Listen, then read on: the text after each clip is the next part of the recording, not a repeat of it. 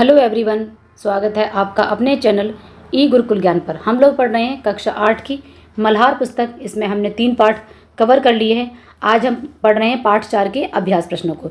इससे पहले इसी पाठ की हमने व्याख्या भी हमने पढ़ ली है और साथ में एक पार्ट में इसके क्वेश्चन आंसर भी कर लिए हैं। आज बचे हुए अभ्यास प्रश्नों को करेंगे।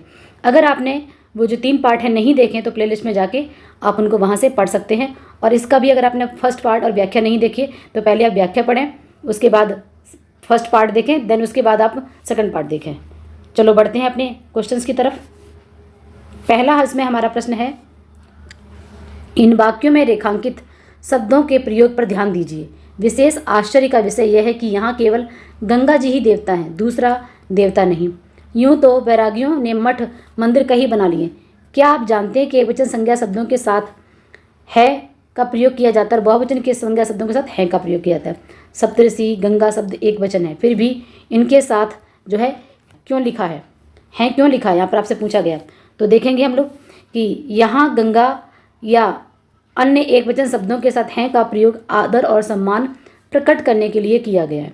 हिंदी भाषा में जब हम किसी व्यक्ति, वस्तु, स्थान के प्रति सम्मान या श्रद्धा दिखाते हैं तो हम है के स्थान पर हैं का प्रयोग करते हैं। इसे आदरार्थ बहुवचन कहते हैं, अर्थात आदर सूचक शब्द।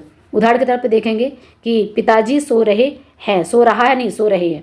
भारत के प्रधानमंत्री भाषण दे रहे हैं। तो इन वाक्यों में हमने एक वचन होते हुए भी हैं का प्रयोग किया है क्योंकि आदर प्रकट करने के लिए। ठीक है, अगले प्रश्न को देखेंगे हम लोग। अब यहाँ पर आपके लिए कुछ और प्रश्न सेंटेंस दिए गए हैं। जैसे प्रधानाचार्य जी विद्यालय में नहीं हैं, तो आपको ध्यान रखना है वे अभी सभा में उपस्थिति हैं। ठीक है, माता पिता हमारे जीवन के मार्गदर्शक होते हैं। तो कौन कौन से आदर वाले उन्हें हमें ध्यान देना है। मेरी बहन बाजार जा रही है। ठीक है, इस तरीके से देखेंगे बचे हुए सेंटेंस को। यहाँ पर मैंने आपको उत्तर दे दिए हैं, तो आप यहाँ से इनको पूरा कर सकते हो। अगला प्रश्न देखेंगे हम लोग। अगला प्रश्न है हमारे सामने, प्रेम, संतोष, भक्ति, श्रद्धा, वैराग्य, आश्चर्य, करुणा, हास्य, शांति, परोपकार, दया और सुख।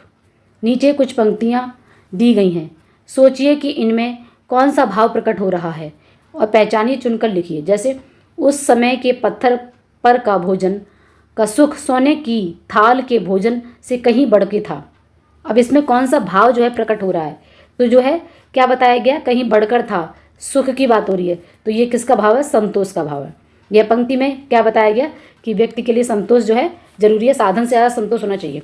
अगला प्रश्न है हमारे सामने इसी का वाक्य, चित्त में बारंबार ज्ञान, वैराग्य और भक्ति का उदय होता था। तो इसमें कौन सा भाव निकल के आ रहा है, वो है वैराग्य और भक्ति का ही। ठीक है, ईश्वर के प्रति समर्पण का भाव है जो कि वैराग्य और भक्ति को दिखाता है।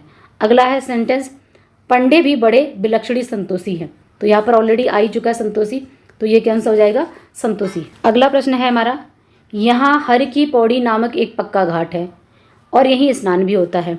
तो इस यहाँ पूछा क्या गया आपसे, आप जानते ही होंगे कि काल के 3 भेद होते हैं, भूतकाल, वर्तमान काल और भविष्यत काल।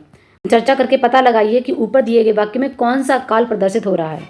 ठीक है, तो अगर हम देखेंगे पक्का घाट है और स्नान भी होता है, सही पहचाना। यह वाक्य वर्तमान काल को प्रदर्शित कर रहा है।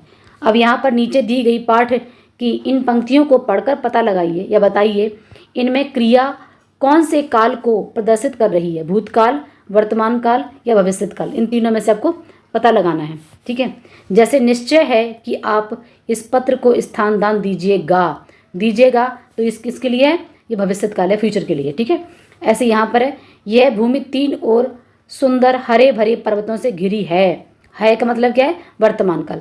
वृक्ष ऐसे हैं कि पत्थर मारने पर फल देते हैं, तो ये भी क्या हो जाएगा, वर्तमान काल का।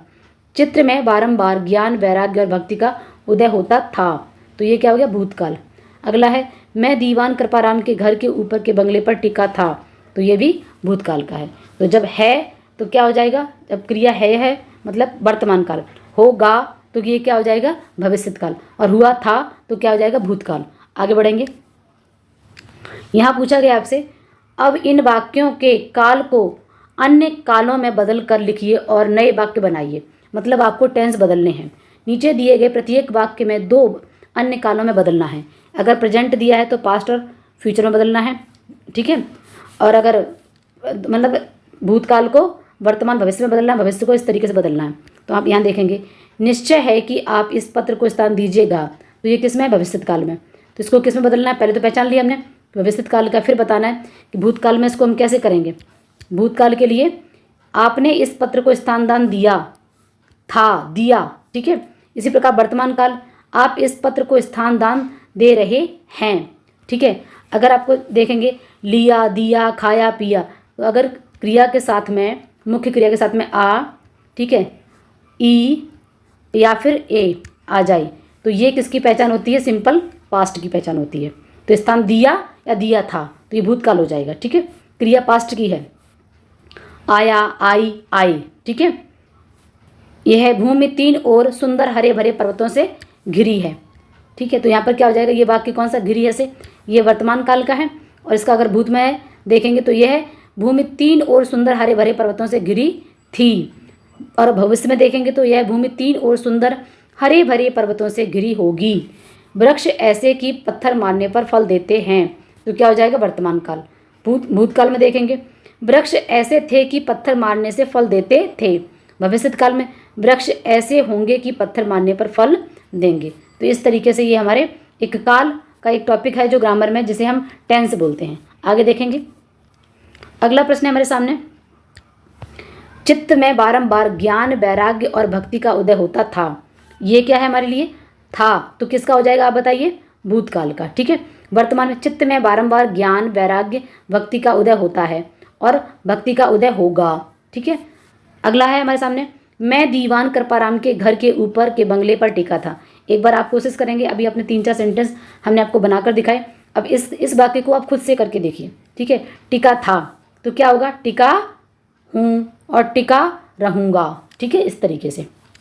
अगला देखेंगे, अगला प्रश्न है हमारे सामने, और संपादक महाशय, मैं चित्त से तो अब तक वहीं निवास करता हूँ।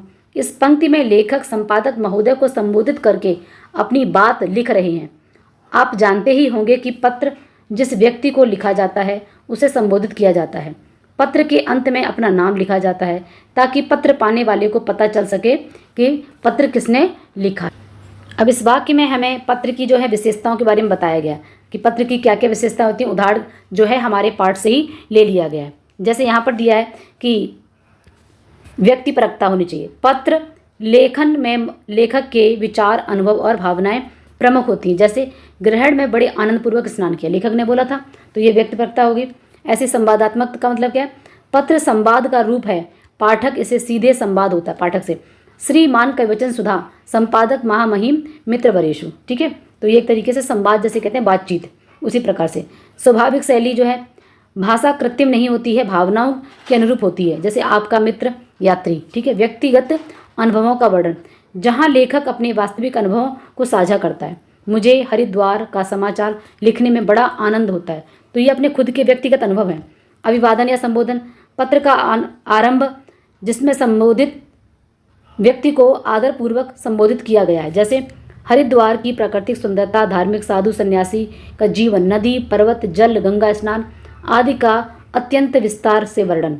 जैसे यह भूमि 3 ओर सुंदर हरे भरे पर्वतों से घिरी है। हस्ताक्षर, लेखक अपने नाम या संबंध से पत्र को क्या करता है? समाप्त करता है, जैसे यहाँ पर दिया गया था, ठीक है।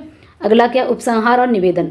लेखक, उपसंहार का मतलब क्या होता है कि कंक्लूजन। लेखक पत्र समाप्त करता है और अपनी इच्छा या निवेदन प्रकट करता है। एक दिन मैंने श्री गंगा जी के तट पर रसोई करके, इस तरीके से। मुख्य जो विषय वस्तु है, और संपादक महाशय, मैं चित्त से तो अब तक वही निवास करता हूँ।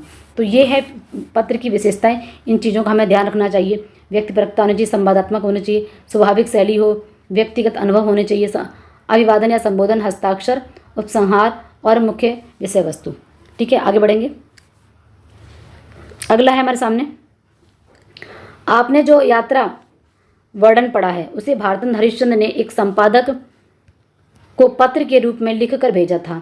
आप भी अपने किसी यात्रा के विषय में अपने किसी परिचित को पत्र लिखकर बताइए, ठीक है। एक पत्र उन्होंने लिखा था, अब एक हम खुद, हमें आपको बोला गया कि आप भी एक ऐसे कोई पत्र, अपना खुद का निजी अनुभव है उसे बताएंगे। जैसे प्रिय मित्र अमित, सप्रेम नमस्कार, आशा करता हूँ कि तुम कुशलता से होंगे। आज मैं तुम्हें अपनी हाल की ही हरिद्वार यात्रा के बारे में बताना चाहता हूँ। जो मेरे जीवन की सबसे यादगार यात्रा में से एक रही। हमने हरिद्वार की यात्रा गर्मियों की छुट्टी में की थी। जैसे ही हम वहाँ पहुँचे, गंगा नदी के दर्शन पाकर मन आनंदित हो गया। गंगा घाटों की पवित्रता और वहाँ की हरियाली मन को अत्यंत शांति देती है।